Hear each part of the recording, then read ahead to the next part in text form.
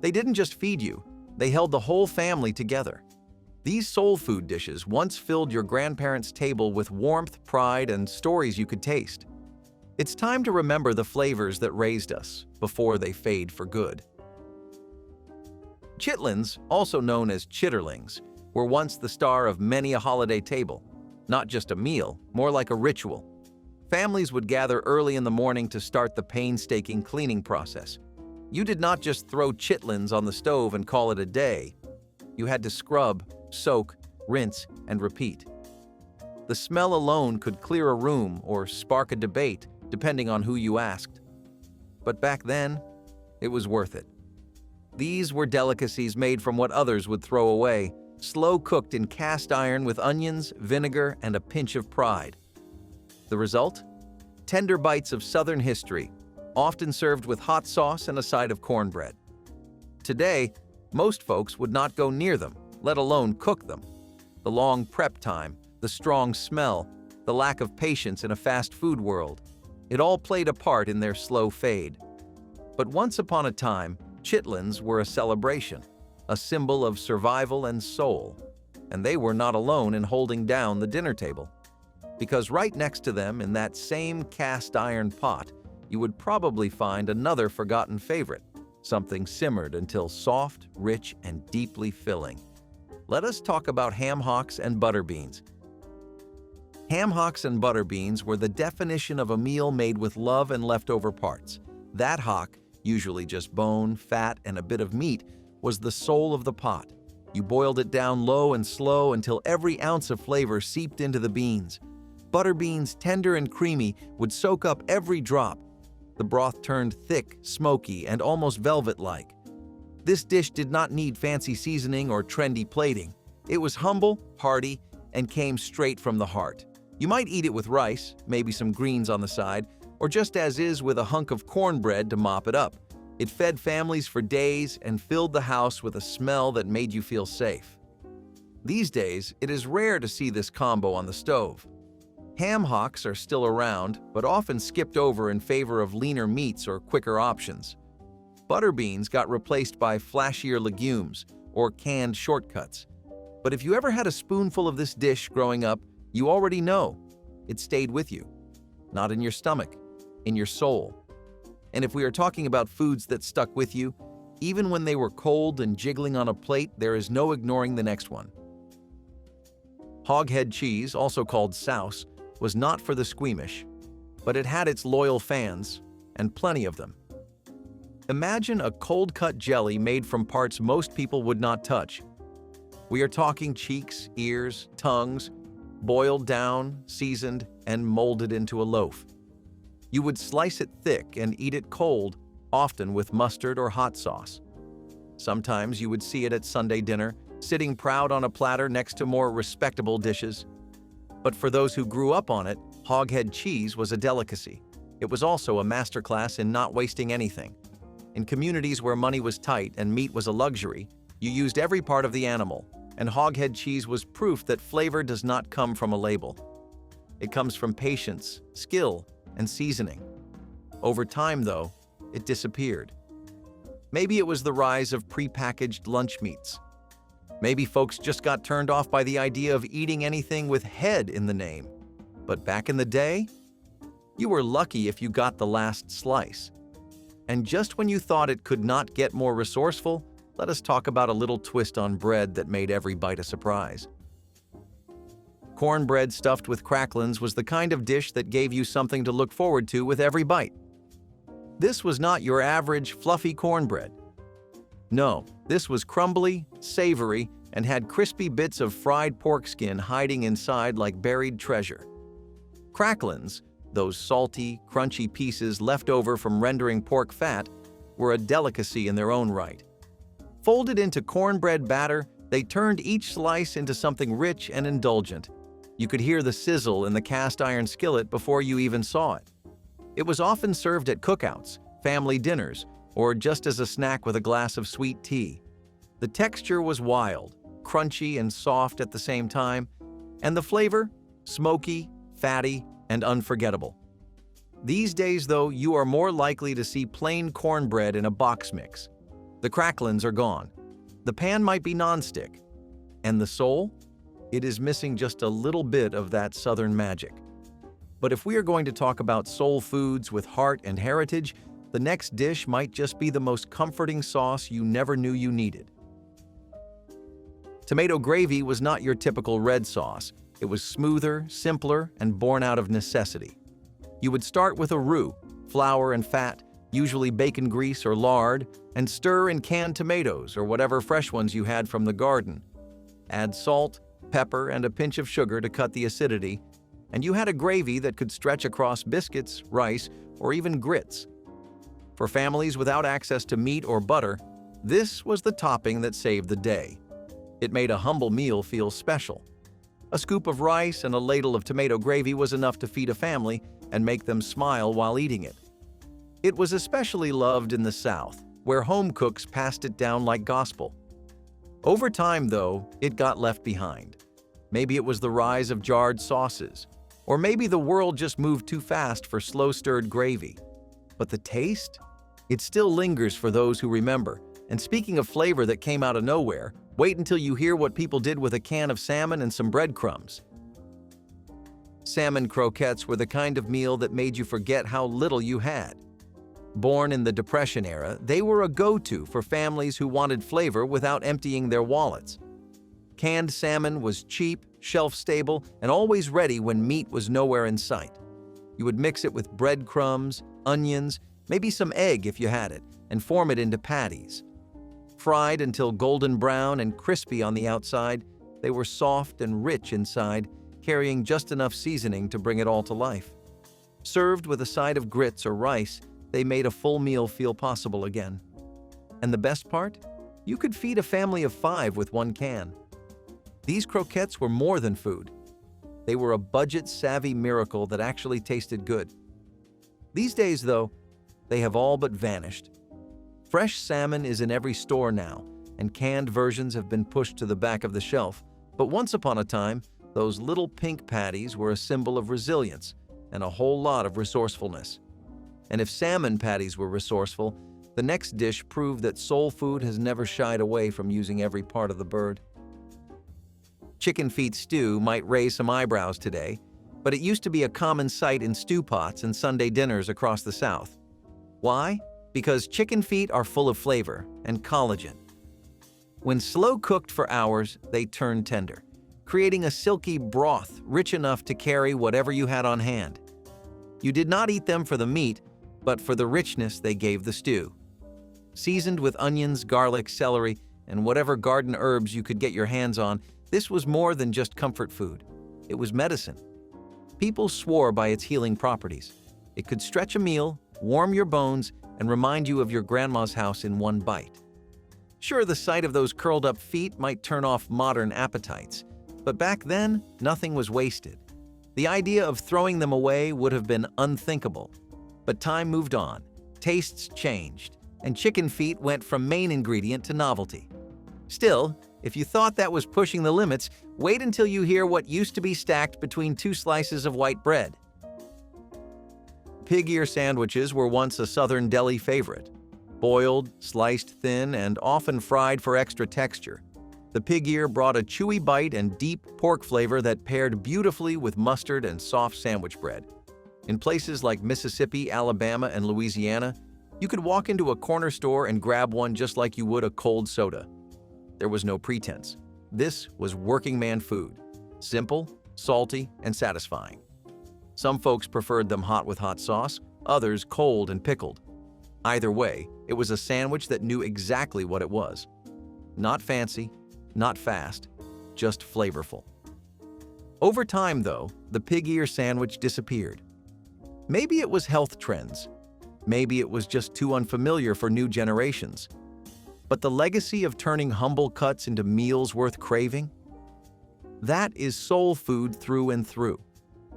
And if you think pig ears were bold, wait until we go a little deeper down the bone, literally. Neck bones and rice was the kind of meal that took hours to make and only minutes to disappear. Pork neck bones, tough and sinewy at first, were slow cooked until the meat fell off the bone, swimming in a broth that was deep, smoky, and spice just right.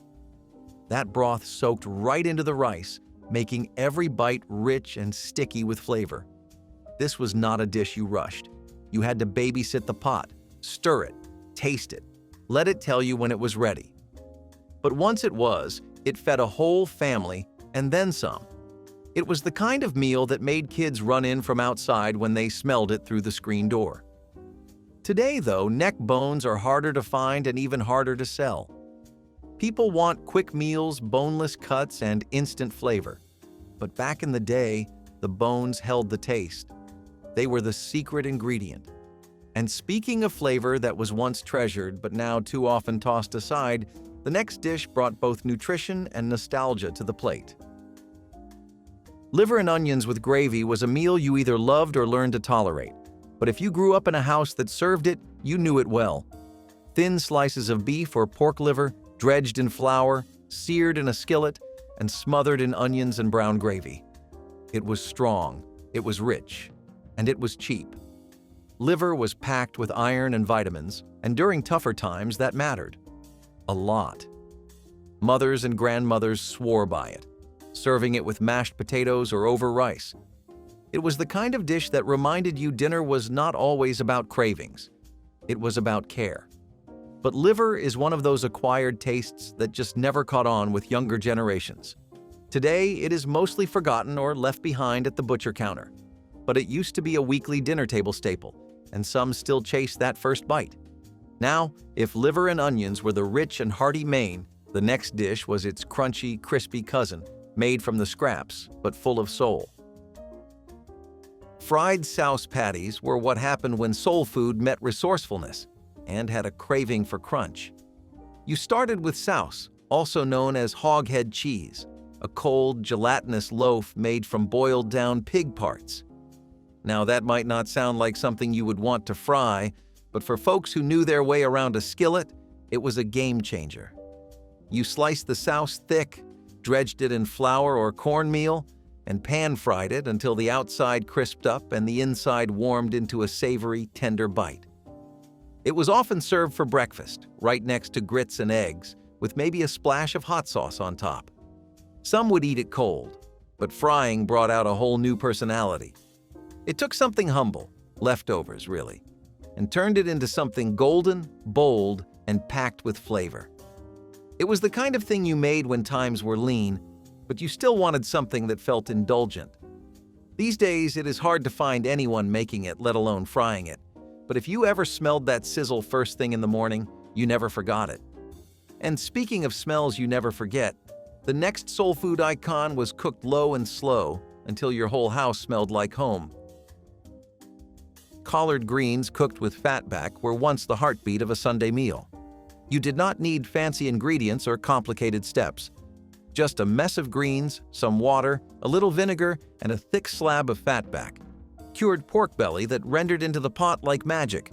As it simmered, the greens soaked up every bit of smoky, salty flavor.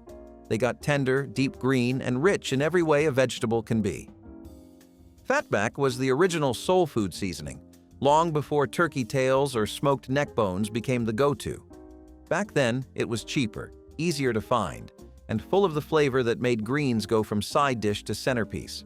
You served them with cornbread, maybe some hot sauce, and always with pride. It was not just food, it was a gathering, a ritual, a reminder that even the humblest ingredients could shine with the right touch.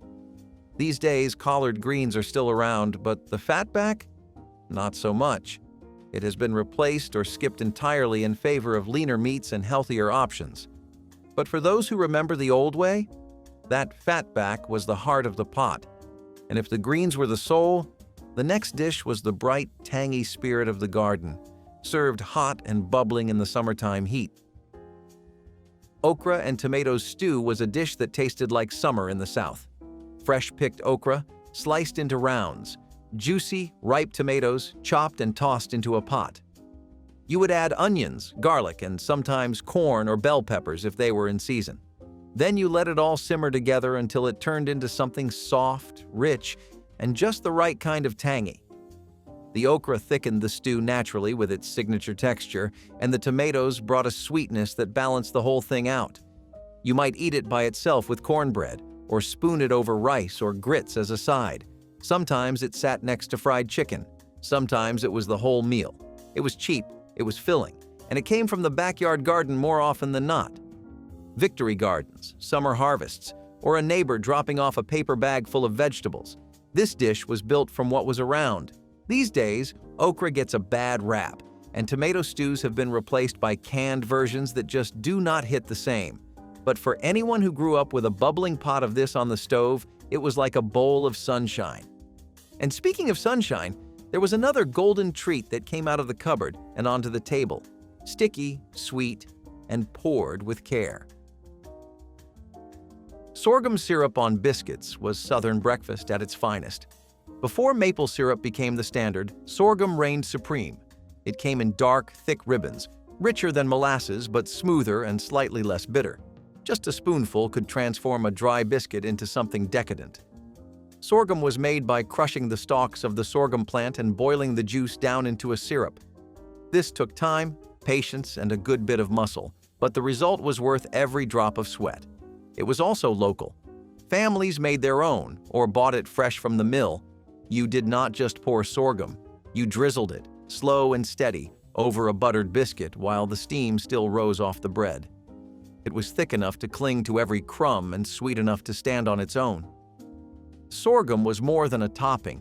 It was a tradition, one that's nearly disappeared with the rise of shelf-friendly syrups and changing tastes. But back then, it was a staple, a comfort, a little bit of old Southern soul in every bite. And if sorghum was the morning's golden crown, the next dish was its sticky, sturdy counterpart, perfect for days when sugar was scarce but you still needed a treat. Molasses bread, or Johnny cakes as they were often called, were the working man's dessert, or breakfast, or snack. Basically, whatever you needed them to be. Made with cornmeal, flour, molasses, and sometimes a bit of lard or shortening, these cakes were sweet, dense, and packed with history.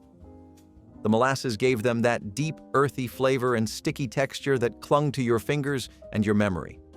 Unlike fluffy white bread, molasses bread was rugged. It lasted longer, stayed moist, and filled you up when other treats were off the table. You might see them fried like pancakes or baked into loaves sliced thick with butter. Some folks ate them plain, others with a smear of apple butter or a splash of milk, but no matter how they showed up, they were always welcome. Johnny cakes go back generations, and during harder times, they were one of the few sweet things families could afford. Today, they are mostly gone, lost in the shuffle of store-bought bread and overly processed desserts. But once, they were the pride of the pantry. And just when you think it cannot get more clever, the next dish takes a Southern holiday classic and gives it a crispy twist that hits all the right notes. Black-eyed pea fritters, also known as Hoppin' John patties, took a New Year's Day tradition and gave it a whole new texture. Hoppin' John was the classic soul food dish. Black-eyed peas, rice, and a little bit of pork cooked up for luck, prosperity, and a full belly. But not everyone wanted the spoon and bowl version. Some families took the leftovers, mashed them up, added flour and seasoning, and fried them into crispy patties. Golden on the outside, tender on the inside, and full of smoky, earthy flavor. They were easy to make, easy to eat, and could feed a crowd without costing much of anything. You would see them served with greens, cornbread, or just by themselves as a snack. And just like the traditional Hoppin' John, these fritters were a symbol of making do, of looking forward, and of not letting anything go to waste. These days, most folks do not even make the original dish, let alone the fried remix. But if you ever had one of these crisped-up patties with a dash of hot sauce, you knew luck was already on your side. And speaking of snacks with history, the next dish was salty, tender, and scooped straight from a roadside stand, if you were lucky enough to catch it while it was hot.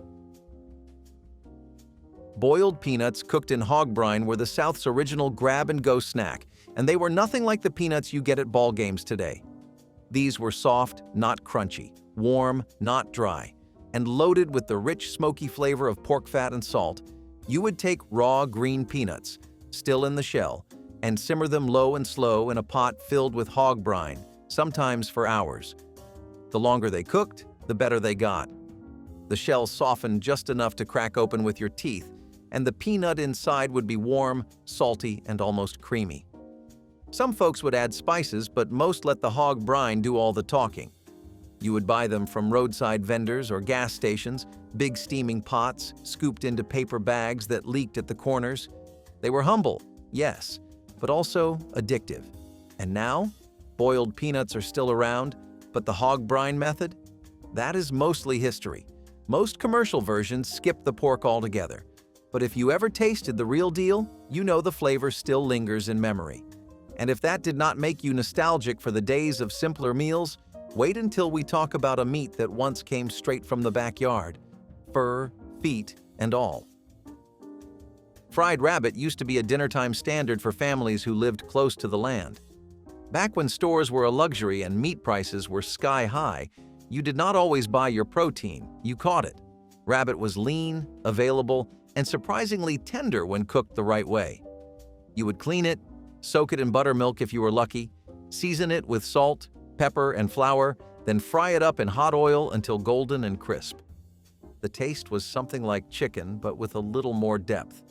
It was common on farms, in rural towns, and anywhere hunting was part of the routine. The bones were small, the portions light, but you made it work. Served with mashed potatoes or greens, it was a meal that hit the spot and did not break the budget. These days, the idea of eating rabbit sounds exotic or even taboo to some, but back then, it was just Tuesday night, and rabbit was not the only thing pulled from the soil or the wild. The next dish came straight from underground and stuck to your ribs in all the right ways. Buttered Rudabagas were one of those root vegetables that sat quietly in the background, never asking for the spotlight. But when they were on the plate, they always delivered. Rudabagas are a cross between cabbage and turnips, earthy, slightly sweet, and heavy with old-fashioned comfort. You peeled them, cubed them, boiled them until soft, and then drowned them in butter. Sometimes there was salt pork, sometimes a little sugar or black pepper. They were hearty, golden, and perfect for soaking up sauce or gravy. Rudabagas were often used to stretch meals, filling the gaps when meat was scarce or when you needed a second or third, helping to satisfy growing kids. They were a Depression-era hero, a wartime staple, and a southern side dish that knew its place. Today, though, Rudabagas have been edged out by kale, sweet potatoes, and whatever the newest superfood of the week is. But ask anyone who grew up with them, Rudabagas had soul. And speaking of soul, the next dish was wild in every sense of the word. An old stew that brought together whatever you had, even if it had fur. Brunswick Stew with squirrel or rabbit was a frontier feast turned backyard dinner. It was thick, hearty, and made with whatever wild game you could catch. Squirrel was common, tougher than rabbit, but flavorful once slow cooked. You would throw it in a pot with tomatoes, lima beans, corn, potatoes, and whatever vegetables were on hand. The base was smoky, savory, and just thick enough to hold a spoon upright. Every family had their own spin on it. Some added barbecue sauce, others went heavy on the vegetables. But the key was always the meat, and squirrel or rabbit gave it that deep, rustic taste. It was the stew that kept you warm, full, and grounded. A little bit wild, a little bit homey. Today, Brunswick Stew still exists, but the wild game, not so much. Chicken took over, pork crept in. But that old school version, the one that tasted like the woods and the back porch, that one's getting harder to find. And if stew was the way to stay full, the next dish was the way to stay simple. Humble cabbage, a slab of salt pork, and a whole lot of soul. Stewed cabbage with salt pork was one of those dishes that did not try to impress. It just did. It was simple. It was soulful. And it was a near daily reality in homes that knew how to make something from nothing. You would start with a head of cabbage, chopped and tossed into a pot with water or broth.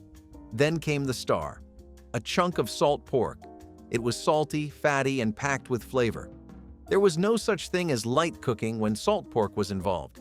This was real food, made with full flavor and no apologies. As it cooked down, the cabbage would wilt and soak up all that goodness. What came out was tender, savory, and just a little bit sweet from the cabbage itself. Maybe a dash of black pepper, maybe some onions if you had them, but nothing fancy. This was the kind of dish that stuck to your ribs, filled your belly, and reminded you that comfort did not have to come with a price tag. It showed up on weeknights, after church, or whenever money was tight and mouths were many. These days, you barely see cabbage treated with that kind of respect, and salt pork, replaced by turkey bacon or skipped entirely. But this was the flavor of survival, of Sunday kitchens and quiet strength. A whole generation grew up on pots that smelled like this, and never forgot it. But back then, a pot of stewed cabbage could feed a whole house and bring everyone to the table. And if you thought cabbage was as humble as it got, just wait until we talk about the next dish. Small, chewy, and rich enough to make gravy feel like gold. Smothered gizzards were a southern secret. One of those dishes that you had to grow up with to truly appreciate. Gizzards, for the uninitiated, are the muscular part of a chicken's digestive tract. Tough little things, but when slow cooked and smothered in gravy, they transformed. First, you cleaned them well, real well. Then you seasoned and browned them in a pan. Next came the slow simmer in a thick, onion-laced gravy that brought everything together. That gravy was not just a topping, it was the sauce of patience, love, and experience. It turned what many called scraps into gold. The gizzards got tender, the gravy got rich, and suddenly, you had something special. Served over rice or mashed potatoes, this was soul food that came from patience, not price. It was full of depth, made from scraps, and loved by those who knew its worth. Today, though, gizzards are seen more in pet food than on dinner plates. Boneless chicken everything is taken over, and folks do not have the time or interest to cook them low and slow anymore. But there was a time when knowing how to cook gizzards right meant you knew how to cook, period. It was a badge of honor on a plate. But if you ever tasted smothered gizzards made right, you knew what it meant to turn the tough parts into something tender. And from savory and rich, we take a turn to sweet, though not the kind of sweet you will find in a bakery window. Buttermilk pie with a cornmeal crust was the kind of dessert that came out when nothing else could. It was old-school Southern baking, tangy, creamy filling, with just enough sweetness to make you close your eyes and sigh. The crust? Not your usual pastry. It was made with cornmeal, giving it a subtle grit and earthiness that balanced the smooth custard perfectly. You made it with staples, eggs, sugar, buttermilk, a little lemon zest if you had it. This pie did not need frills. It was the flavor of home, passed down from handwritten cards and well-worn memories. It was quiet but unforgettable. It was the pie version of Sunday morning, familiar, quiet, and full of love. You did not need frosting or chocolate drizzles, just a slice, maybe chilled, maybe warm, always made from memory. This pie rarely made it past Grandma's generation. The recipe cards faded, the tradition slipped away. Now it is hard to find a bakery that even knows what it is, let alone serves it. But every so often, someone opens a dusty old cookbook, bakes this pie, and is instantly taken back to a kitchen that smelled like heaven. That is the power of buttermilk and memory. But back in the day, this was the pie that showed up when family gathered, when you wanted to bring something special, but did not have much to work with. It was sweet, smart, and steeped in tradition. And if that pie was the sweet way to end a meal, the next dish was a savory budget miracle that smelled like Sunday dinner, but cost about half as much. Canned mackerel loaf was like the meatloaf's fishy cousin, humble, hearty, and found in every thrift-conscious kitchen. Canned mackerel was cheap, shelf-stable, and packed with protein. You would flake it out, mix it with breadcrumbs, chopped onions, a bit of mustard or lemon if you had it, then shape it into a loaf and bake it. Sometimes there was egg to hold it together. Sometimes there was ketchup on top. Others poured a quick white gravy over it. No matter the variation, it came out hot, filling, and surprisingly flavorful. This was not a show-off meal. It was a survival recipe that quietly got the job done, again and again. Sure, it had a strong smell, but that smell also meant dinner was on the way, and it was going to keep everyone full. This was a meal that filled lunchboxes and dinner plates, and it was especially popular in homes that knew how to stretch a can into something real. Today, mackerel loaf is a fading memory. The thought of canned fish in loaf form makes most people raise an eyebrow, not a fork. But to the families that depended on it, it was a warm slice of pride, served with a side of gratitude. It was thrift turned into tradition, but it once held its place at the center of the table, and it earned every bit of it. And now, for the final dish, a simple joy from the icebox that might just be the most underrated leftover in American food history. Cold fried chicken. That is it. Not reheated, not crisped back up, just cold, straight from the fridge, eaten with your hands while standing barefoot in the kitchen. It was never the plan. It was the morning after the plan, left over from church picnics, family reunions, or big Sunday dinners, and somehow it always tasted better the next day. The batter soaked in the spices, the meat firmed up just enough, and the chill gave it a whole new texture. It was crisp in a different way, clean, satisfying, and unbothered. You did not need a plate. You did not need a microwave, just a napkin and a few quiet minutes to yourself. Cold fried chicken was sacred, especially if you were the first one to sneak a bite before breakfast. It was the closest thing to stolen treasure in your own fridge. Cold fried chicken was the reward for surviving a busy weekend, the midnight snack that did not judge, and the food memory that stuck with you well into adulthood. These days, everyone wants their chicken hot, crispy, and straight out the fryer. But some of us still remember when cold fried chicken was the crown jewel of the leftovers. And even though it never made a sound, it still managed to speak to something deep inside, the part of you that remembers how good home used to taste. And if you know, you know. So, here is to the 25 soul foods that faded from grandparents' table.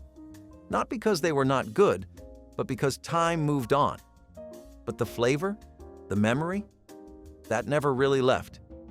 The tasty meat pie isn't your average store-bought pie. We're talking about a savory masterpiece filled with delicious goodness. This used to be a classic at Thanksgiving and Christmas dinners back in the day before hash brown casseroles came to take the cake. But tasty meat pies had their own beauty. Imagine a flaky golden brown crust with a filling of seasoned ground meat, chopped vegetables like carrots and peas, and a rich, flavorful gravy. The origins of the meat pie have been traced back to the Neolithic period around 6000 BC. Yeah, even the Egyptians were a fan of this classic. It's perfect for a potluck, a family dinner, or even a cozy night in. The best part? Its portability. Just grab a slice and head out the door. It's the ultimate dinner on the go. When it comes to budget, nothing screams out more than that of chicken and dumplings. The meal can be regarded as boring, but it's a great tasting delicacy, especially during those cold winter months. Besides it being a great tummy filler, it is truly a great way to cook economically, as all you need to do for the chicken is boil it to the brim of shreds, either in some chicken stock. Next, boil together.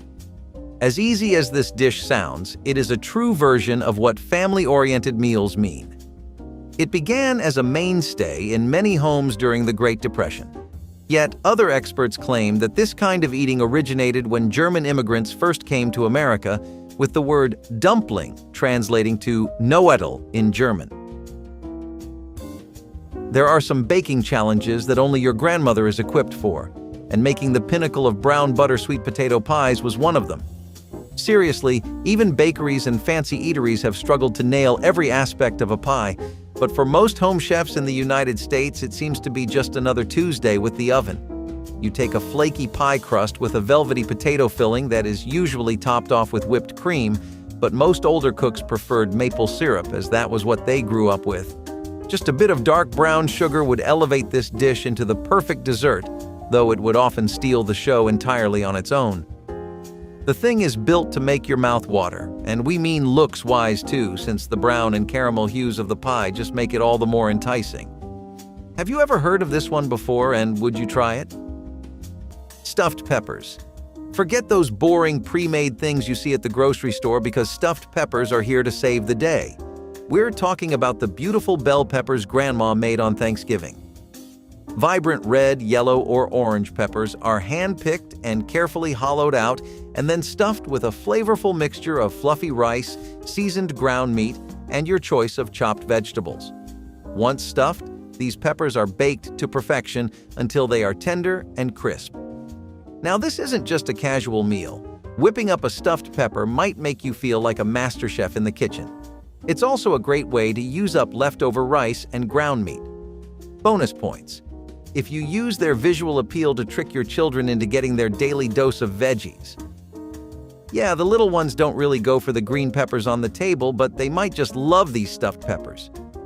You might even add some cheese to top it off. Unfortunately, it is one of those dishes that has faded from many dinner tables. Pasta is a staple in any home, as it can be prepared quickly and affordably. One great example is Fettuccini Alfredo. It was always a dish to die for. These budget-friendly recipes included pantry favorites: fettuccine pasta, 2 sticks of butter, cream, seasoning, and garlic. Frankly, it might not be a favorite health-conscious option. While many assume Fettuccine Alfredo originated in Italy, this is not entirely accurate. Many speculate about this theory that it was recorded to have originated in Rome in the 20th century. However, it was invented by a man, Alfredo di Lelio. It is now a renowned dish known by many versions and has been published hundreds of times in cookbooks since as early as 1933. And Viola, a legend, was born. Southern skillet cornbread has been a beloved memento of the South for many decades to the rest of the nation, but in the area, it is a tradition that goes back all the way to the 18th century. History books tell us that it comes from Native American cuisine, and it makes sense since a lot of Native American cuisine was very cost-effective. It is kind of everything you would want in a home-cooked meal, easy on the wallet, simple ingredients you can find at any nearby store, and little prep time, which means you can get your cravings fulfilled immediately.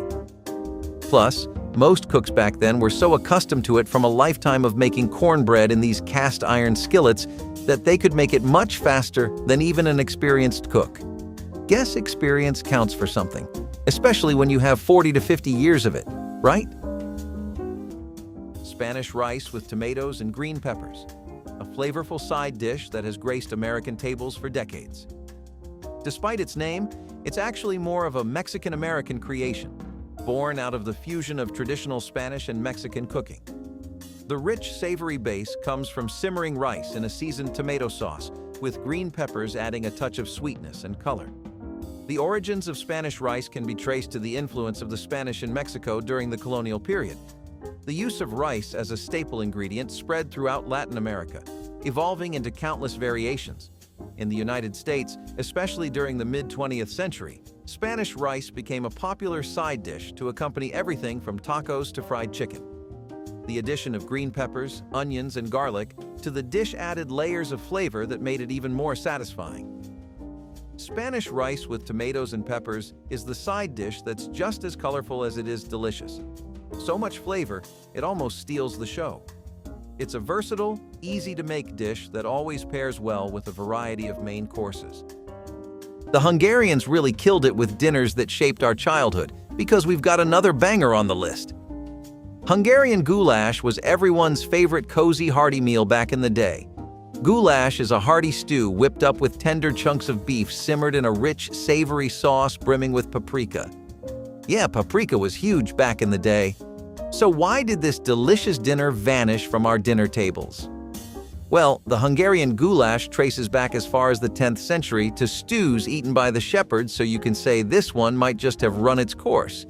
But hey, if you're ever craving goulash, dust off some old cookbooks and get to work, because it really isn't hard to wump up.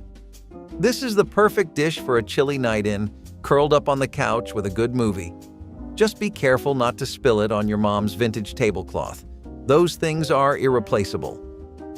This brings me back to one important aspect: the value of family. On the other hand, without going on a nostalgic tangent, let's delve into yummy baked potatoes, this time with a twist. Note that this version I am about to discuss has now transformed itself into a popular fast food item. Despite that, it is easy to do at home.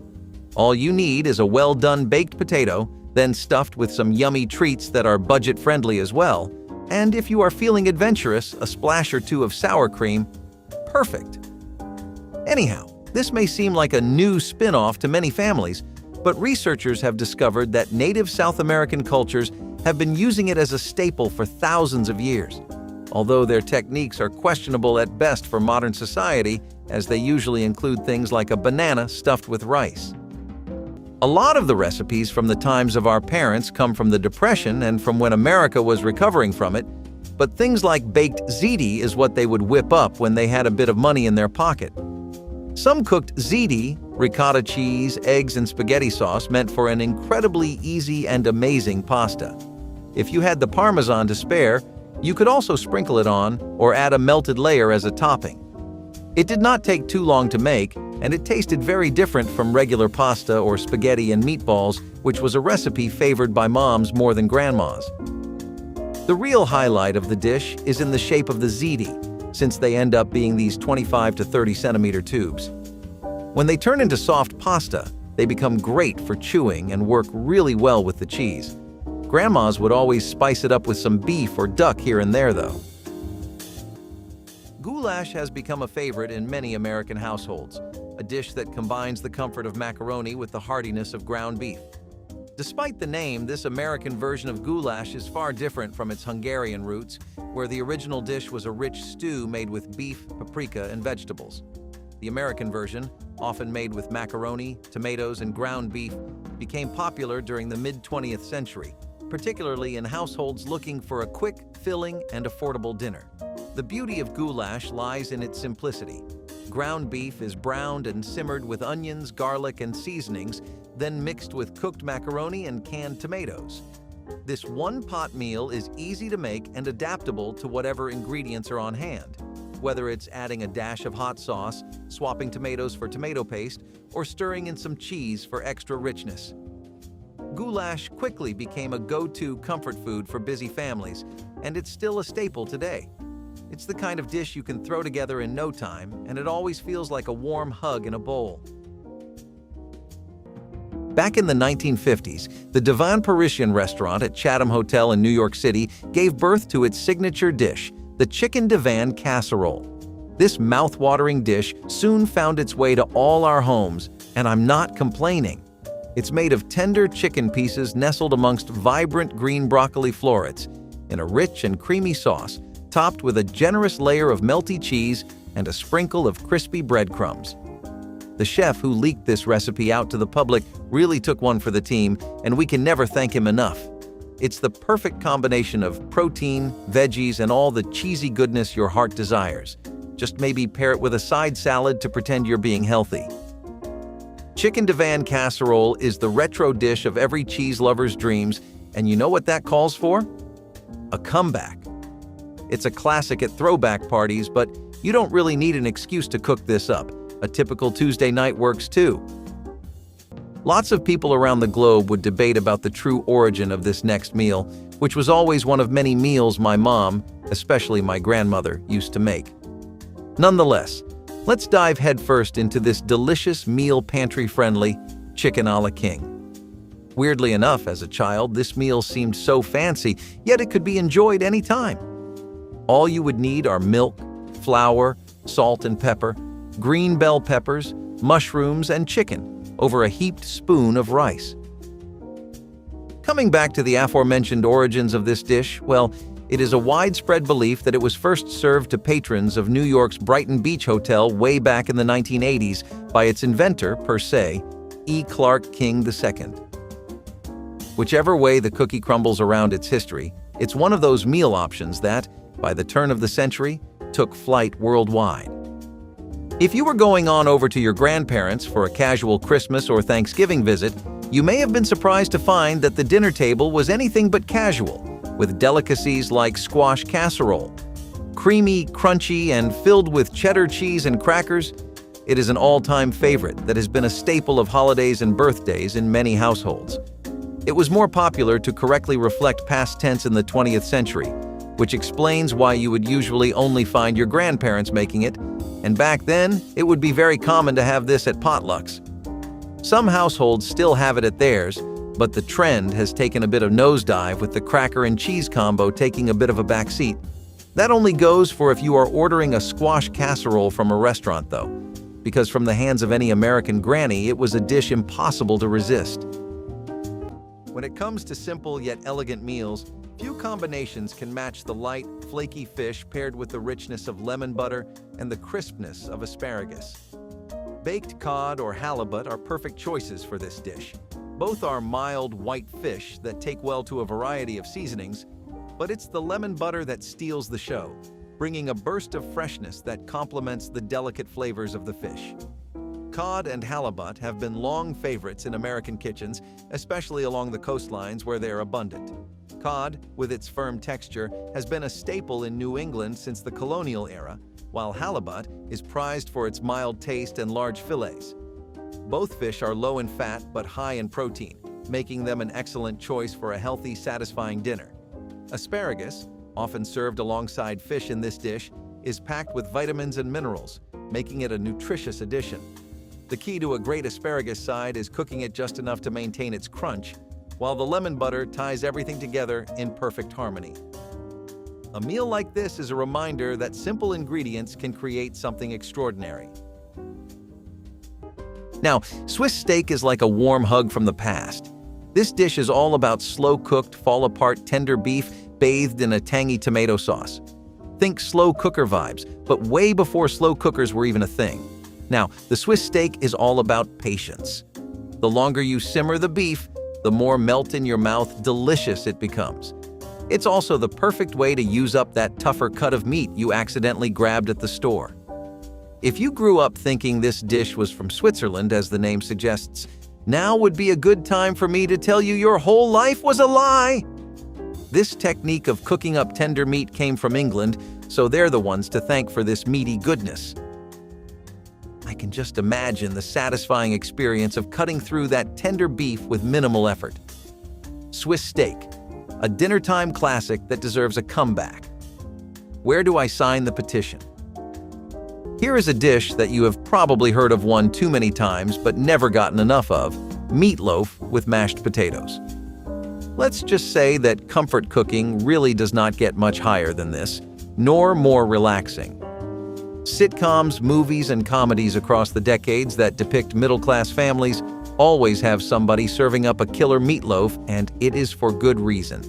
Our generation's parents always grew up eating a hearty meatloaf with a side of perfectly mushy soft potatoes, so it is no wonder that they kept the custom going. Today, mashed potatoes have an 85% popularity rate, which even beats hamburgers and cheeseburgers. You would think that those would be America's top one, but it seems nothing can beat Grand's meatloaf classics. With roots in Southern cooking, smothered chicken with onions and gravy is the perfect blend of crispy chicken, tender onions, and rich gravy that makes you want to go back for seconds, and maybe even thirds. Smothering food, whether it's chicken, pork chops, or beef, is an iconic Southern technique. The term smothered refers to cooking the meat slowly in its own juices or a flavorful sauce, often with onions or bell peppers, until it's tender and full of flavor. For this dish, the chicken is first browned to achieve a crispy golden skin before being smothered in sautéed onions and a gravy made from pan drippings. The result is a plate of food that's pure comfort. Gravy, of course, is the magic behind smothered chicken. Made from the fond left in the pan after frying, it's rich and savory, sometimes thickened with flour or cornstarch and seasoned to perfection. And those onions caramelize beautifully, adding sweetness and depth to every bite.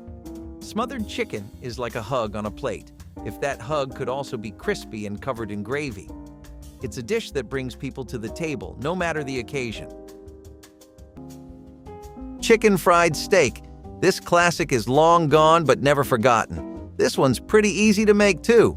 All you need is a chicken steak dredged in a seasoned flour mixture, dipped in a wet batter, and finally coated in a crispy breading. Fry till it's golden brown for the perfect dinner that'll leave you wanting more. Chicken fried steak is typically served with a creamy gravy for dipping, along with mashed potatoes and vegetables for a complete and oh-so-satisfying meal. It is basically American, and the yassified version of the Austrian dish Wiener Schnitzel, and the Italian dish cotoletta alla Milanese. Fancy names, but the same old fried chicken steak. Now I know what you're thinking. Why did this crispy golden goodness leave us too soon? Well, you can trick yourself all you want, but it's not the healthiest dinner out there. But hey, having a fried steak once in a while can't do much harm, right? Just be prepared for some finger-licking good action. This dish is messy, but in the best way possible. The following digresses a little from Mom's favorite meals, as it is more meant for those sweet tooth moments. Especially suitable for brunch, nothing screams louder when it comes to budget-wise meals than French toast. Easily, this would be a go-to for any family when finances are rough, as a great breakfast change or just for a yummy snack once in a while. I think the popularity of this meal is rather understated, as it even progressed in a rather quick fashion to a very popular cuisine in many countries. With various versions available, in my opinion, the best was and still is the old-fashioned and traditional one, where all you need are eggs, bread, butter, and some syrup. The name of the dish is rather misleading, especially when you take into account that the French did not invent it. It was more an American favorite, who titled it this way, due to French immigrants who popularized the dish. It is believed that it stems back to ancient Rome. Beef stew is a nostalgic childhood dish nobody can go without. Fresh pearl onions and a broth made out of the beef stock were the tricks to an unbeatable stew that is sorely missed every time you eat one that is not your grandma's. The modern-day beef stew involves an entire list of 10 ingredients for better readability that feels more like an overdone broth mixed with a lot of toppings. But that is because beef stews have gone a bit out of fashion unless you are in the South. This is also because beef stews today are usually made with red wine as a base. But the hearty and vigor-filled ones of your childhood were all about keeping it simple with vegetables and a solid cut of beef. Pork chops with scalloped potatoes was a duo so perfectly matched, it's as if they were destined to share the same plate. This meal became a dinner-time favorite for its balance of simplicity and satisfaction. Tender, pan-seared pork chops alongside creamy, cheesy potatoes? It's no wonder it earned its spot in the hearts and stomachs of families everywhere. The secret to scalloped potatoes lies in their layers. Thinly sliced potatoes are smothered in a rich, velvety sauce made from milk or cream, often with a touch of cheese, and baked until golden and bubbling. The dish likely evolved from French gratin dauphinois, but American cooks put their own spin on it by using cheese more liberally. Pork chops, on the other hand, have always been a practical choice for home cooks. Affordable and quick to prepare, they pair perfectly with the creamy potatoes, creating a meal that's hearty yet approachable. To many, the crispy edges of the potatoes and the seared crust on the pork chops were the best part. This meal is like a warm hug in casserole form. The only downside is that it's impossible to stop at just one serving. And really, who would want to? So chicken paprikash is a Hungarian dish that sounds fancy, but is basically a party in a pot for your taste buds. Imagine juicy chicken pieces slow-cooked with tender onions in a creamy sauce bursting with the warm, smoky flavor of paprika. It's served with a side of fluffy rice or noodles. Chicken paprikash really found its footing back when Chinese takeout wasn't as big of a thing. You know, back when Grandma used to put on the apron and cook for us? This dish really was the one-pot wonder. Bonus points. If your grandma used to whip this up for you, that nostalgia factor is real. A version of it still exists in Bulgarian cuisine in case you crave the it now. The Bulgarians are a little light on the paprika and center the dish on sautéed onions.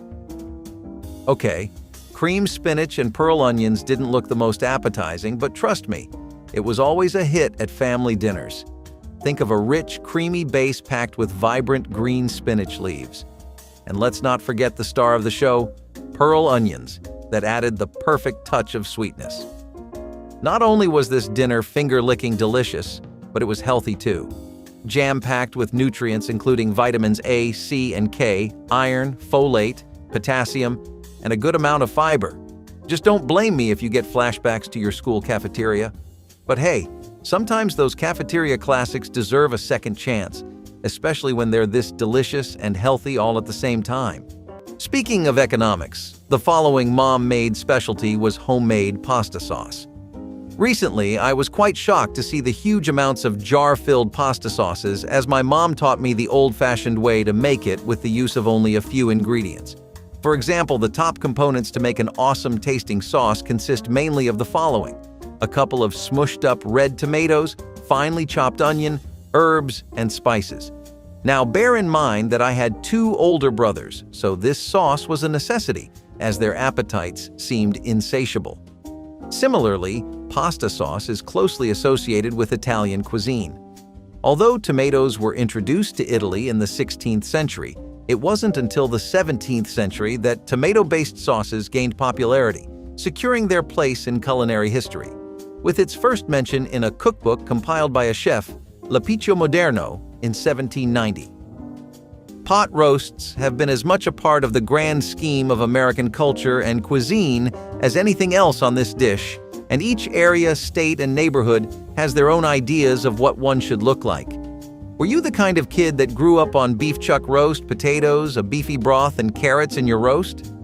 Maybe you had boneless chuck roast, olive oil, bay leaves, and stuff like that instead.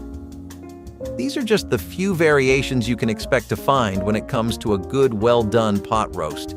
The perfect party snack, or a great one to pull out for an incredibly large family dinner with the in-laws and extended family, this is one dish that never fails to pull through, especially when a seasoned cook is behind it. Spaghetti with meatballs and garlic bread is an iconic meal that combines Italian tradition with American innovation. While pasta with tomato sauce has roots deep in Italian cuisine, the pairing of spaghetti with meatballs became popular in the United States in the early 20th century, thanks to Italian immigrants looking to recreate familiar dishes in a new land. The meatball itself is believed to have evolved from a mix of ground meats, herbs, and breadcrumbs, often made from leftovers. In Italy, smaller meatballs were served as part of a larger meal, but when Italian-American cooks began to serve them as a standalone dish, they became the hearty centerpiece of spaghetti dinners. The combination of savory meatballs, tomato sauce, and long strands of spaghetti soon became synonymous with comfort and family meals. No spaghetti dinner would be complete without garlic bread. While garlic bread wasn't traditionally Italian, it quickly became a staple in American Italian cuisine. The golden, crispy texture of the bread, combined with the rich garlic butter, complements the pasta perfectly. Biscuits and sausage gravy. Okay, this southern staple might still be a thing in some parts of the country, but let's be real, biscuits and sausage gravy is definitely not dominating breakfast menus anymore. I guess waffles are to blame for that. But this breakfast legend is the perfect combination of fluffy buttermilk biscuits so light and airy they practically melt in your mouth, along with a creamy sausage gravy, rich with savory sausage and speckled with black pepper. This is a breakfast, or hey, no judgment here, even a dinner combination that's pure comfort food heaven. From the perfect hangover cure to a delicious weekend treat, biscuits and sausage gravy satisfy all cravings. Just maybe lay off the white clothes while you're indulging. That sausage gravy can be a bit enthusiastic when it comes to staining. Next, when all else fails, when it came to the perfect side for any meal, my mom almost always turned to that yummy yet savory treat of cornbread. Not only is this a great indulgence just on its own, but a great addition to things such as ribs and a bowl of wholesome chili.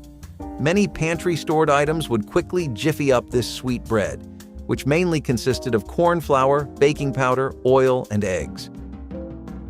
On the topic of its versatility, I fondly remember that my mom used to include whole sweet corn from cans into the batter. And when I say that it was a hit every time, it's not an understatement. Even though it's like a treat nowadays, it stemmed from extremely harsh times when it was introduced as a way to survive those first few harsh years of American settlers. With a name that evokes a French bistro and a flavor that feels like home-cooked comfort, chicken fricassee bridges the gap between elegance and nostalgia. This classic combines tender chicken with a creamy, flavorful sauce and an assortment of vegetables.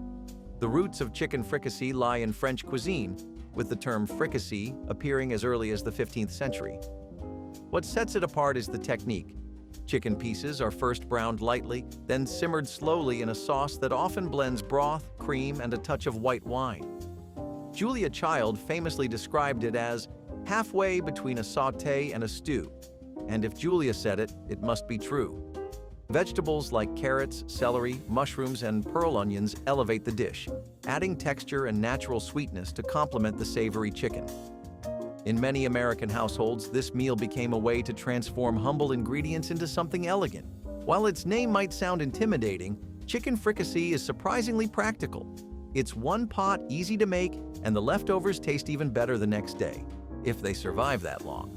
Fricassee is the dish that makes you feel like you've been to Paris, even if your passport expired decades ago. If any of these dishes stirred a memory or made you hungry, tell us in the comments. Like the video and subscribe for more forgotten flavors from the past.